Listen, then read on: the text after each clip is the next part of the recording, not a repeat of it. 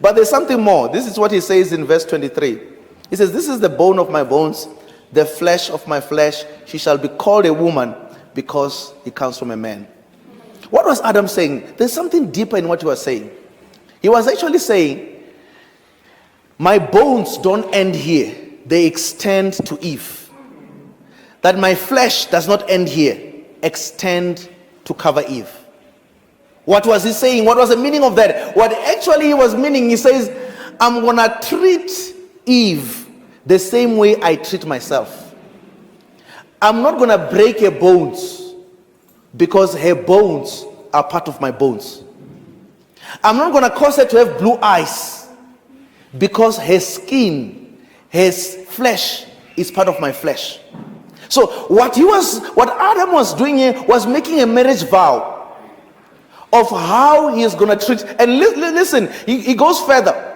He doesn't only say that you are a part of me, an extension of me. He says she shall be called a woman. He says she shall have a name. An name means an identity.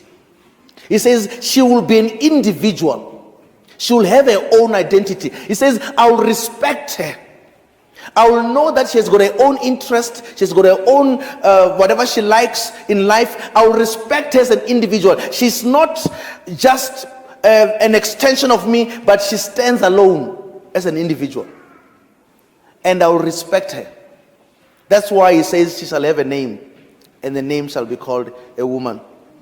Now, in verse 24, after God listened to what Adam has to say, God says, therefore, in view of the vow you have just made, in view of what you have just said, in view of your commitment on how you're going to treat your wife, therefore, in fact, God was saying, therefore, I declare you husband and wife.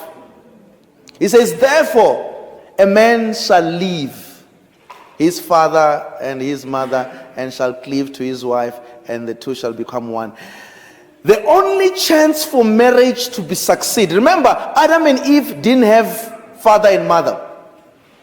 But God says, marriage will only succeed when you detach yourself from father and mother and the two of you becoming one. Even to people who didn't have parents, God felt it is important that generations that will come must understand that marriage will only succeed when you leave father and mother and the two of you become one. Now, so here we find three things: leave, cleave, and one flesh. I know that was Mashudu Ravhengani, proudly brought to you by Living Power Ministries.